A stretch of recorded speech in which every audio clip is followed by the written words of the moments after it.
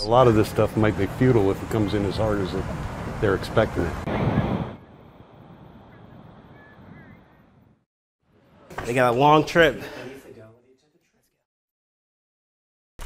Just some clothes, a nice suit for work. You never know when you'll need that. But really just food, water. It's definitely been a learning experience, but we're definitely gonna get out of here better safe than sorry. The concern is, this is Banks Channel, and so being that I'm like water level, with the surge coming through and all the rain that we're going to be getting from this hurricane, it's just an endless battle. We took these topsoil bags, probably about 15 to 20 pounds, and we stacked them up. So basically the water's going to stay out. That's the whole main objective.